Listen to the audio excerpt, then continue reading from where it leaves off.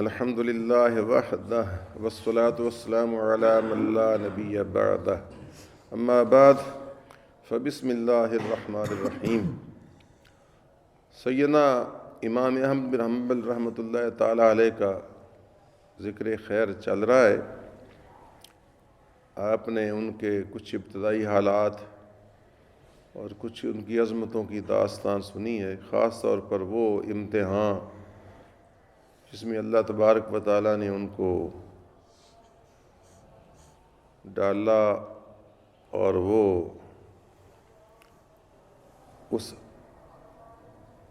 آگ سے مثل خلیل صحیح سالم کامیاب و کامران باہر نکلے۔ وہ مسئلہ خلق قرآن وہ بھی آپ کو میں نے بیان کیا۔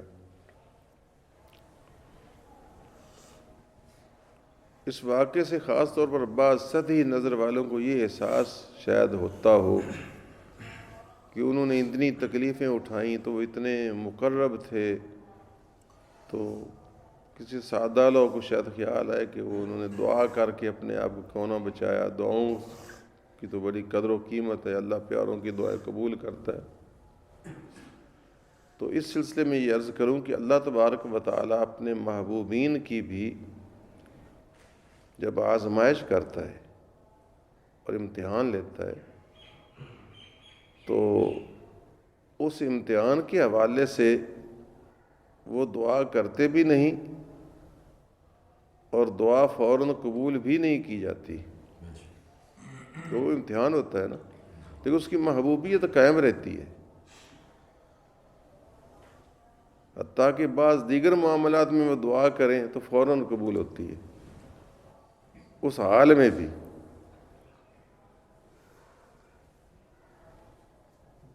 اس کی مثال یوں سمجھیے، جس طرح جو ماہر ہوتے ہیں نا ڈاکٹر ٹی بی کے، اکثر وہ خود ٹی بی سے فوت ہو جاتے ہیں۔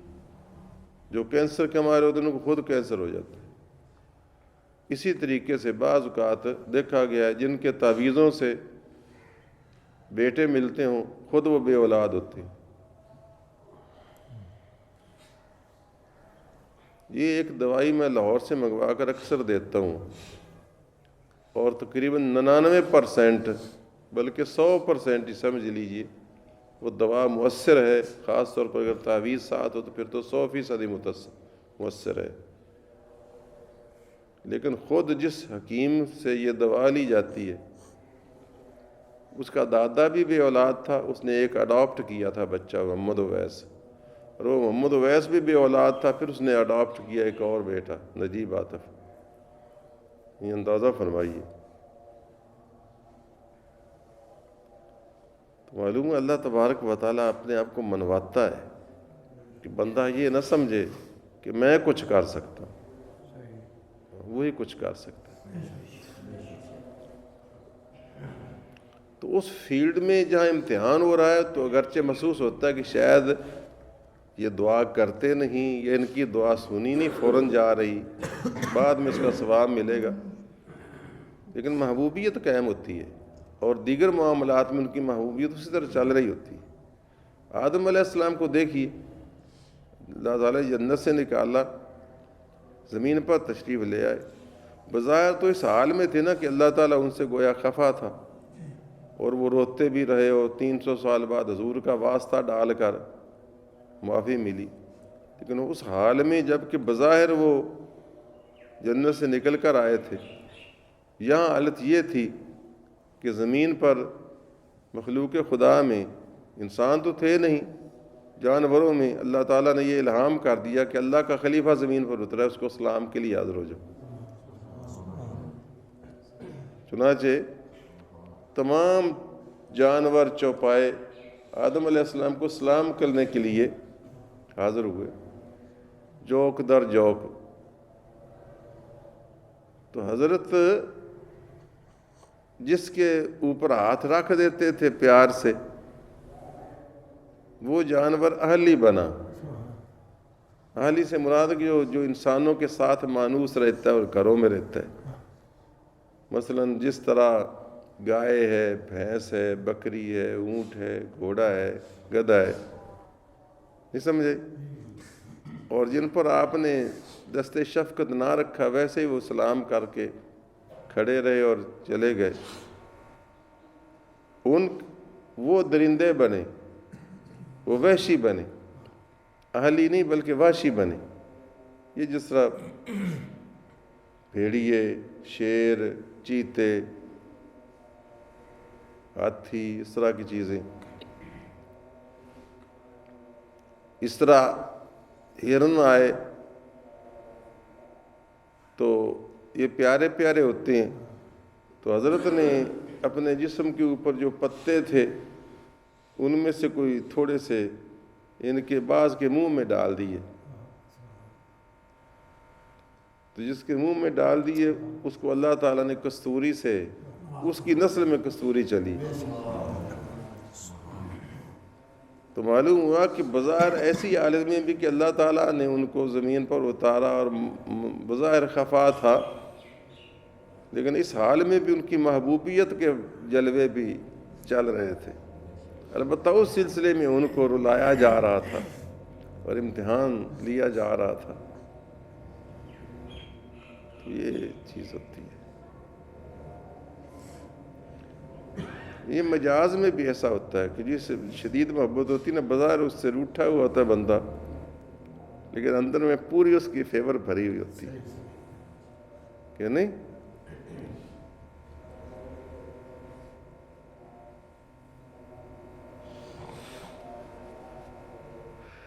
اس رنگ تغافل میں عنایات ہیں پنہاں، اس رنگ تغافل میں عنایات ہیں پنہاں، یہ لطف بعنوان ستم یاد رہے گا۔ یہ ہے تو یہ لطف مہربانی، عنوان اس کا ستم رکھا ہوا ہے، بظاہر ستم نظر آتا ہے، اندر لطف بھرا ہوا ہے، مہربانی ہے۔ تو یہی حال ان سارے بزرگوں۔ امام احمد بن حنبل رحمۃ اللہ تعالیٰ علیہ کی عظمت کا اندازہ کیجئے کہ ایک روز جب کہ ان کو جلاد کوڑے مار رہا تھا بادشاہ کے حکم پر، تو ان کا کمر بند کھل گیا، جو بھی چیز باندھی ہوگی، ہماری طرح نالا تھا یا پٹکا تھا یا چادر کی لڑ تھے، ان کا وہ کمر بند جو تھا جس سے چادر باندھی جاتی ہے وہ کھل گیا، تو چونکہ بھی پردگی کا خطرہ تھا تو غیب سے 2 ہاتھ نمودار ہوئے اور ان کے کمر بند کو باندھ کر پھر غائب ہو گئے۔ کرامات اولیاء برحق ہے، تو یعنی ادھر ان کے کمر بند کی، ان کی شرمگاہ کے ننگے ہونے کی بھی حفاظت کی جا رہی تھی۔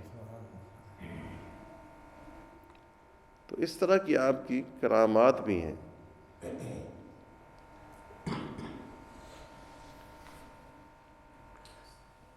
لکھا ہے کہ ایک عورت ان کی خدمت میں حاضر ہوئی،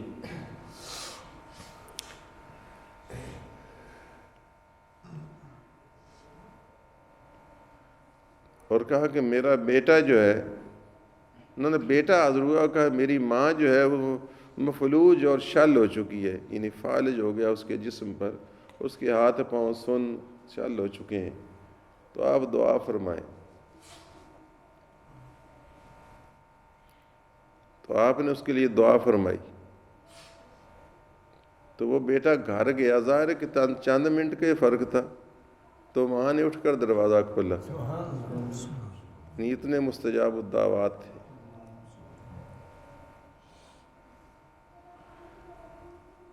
ایک مرتبہ دریائے دجلہ پر وضو کر رہے تھے، کوئی اور شخص مسلمان بھی وضو کر رہا تھا اور وہ اوپر والی طرف سے کر رہا تھا جدھر سے پانی نیچے کی طرف آتا ہے۔ اس کو خیال آیا کتنے بزرگ امام ادھر نشیب میں وضو کر رہے ہیں، تو میرا پانی ادھر جائے تو یہ بے ادبی ہے۔ وہ اٹھا اور اٹھ کر دوسری طرف آ گیا، کچھ دن بعد اتفاق سے فوت ہو گیا۔ اس کے کسی دوست نے خواب میں پوچھا کہ کیا حال ہوا بھائی؟ کہنے لگا مجھے اللہ تعالیٰ نے بخش دیا۔ اس نے کہا کون سی نیکی کام ہے؟ اس نے کہا کوئی نیکی کام نہیں، بس وہ جو میں نے احمد حنبل کی تعظیم کی تھی نا، اور فراز سے نشیب کی طرف آ گیا تھا، بس اس تعظیم کے صدقے اللہ تعالیٰ نے کہ تو نے احمد حنبل کی تعظیم کی، وہ ہم نے معاف کیا۔ یعنی ادھر یہ برگزیدگی کا یہ عالم تھا. تقویٰ، پرہیزگاری، عبادت، زہد، علم و فضل میں آپ کی کوئی مثال نہیں ملتی. امام ابو داود سجستانی کہتے ہیں کہ میں نے 200 صاحبان علم سے علوم و فنون کا فیوزات حاصل کیے، لیکن میں نے امام احمد حنبل جیسا ان میں ایک بھی نہیں دیکھا عالم. اور ایک تقوی کی بات تو میں سنا چکا کہ انہوں نے دریائے دجلہ کی مچھلی نہیں کھائی، اور حرام بھی نہیں تھا بظاہر. ایک قاضی کے جو ان کا بیٹا تھا، اور یہ بھی نہیں کہ وہ قاضی ظلم کرتا ہو، کوئی ثبوت ہو، بس اس نے ایک بادشاہ کی طرف سے دیا گیا عہدہ قبول کر لیا تھا. ظاہر ہے اس میں یہ شاہی خزانے کا مال اور جو بادشاہ اہل الرائے کی مرضی سے نہ آیا ہو برسر اقتدار، بلکہ اپنی دھونس کے ساتھ آیا ہو. یہ عباسیوں نے بنو امیہ سے چھینی، جس طرح بنو امیہ نے اہل بیت سے چھینی. لیکن چھینی ہوئی سلطنت کا بادشاہ تھا جس کی بنیاد تقویٰ نہ تھی، تو اس بادشاہ کا قاضی بنا تھا وہ ان کا بیٹا، اور اس کا وہ مال جو تھا 100% حرام بھی نہیں کہا جا سکتا، لیکن اس کے مطبخ سے ایک تھوڑا سا خمیر لیا گیا، وہ روٹی بنی، اس روٹی کو آپ نے رد کر دیا. وہ روٹی کسی سائل نے نہ لی، اس نے دریا میں پھینک دی، اور وہ دریا کی مچھلی نہیں کھا رہے.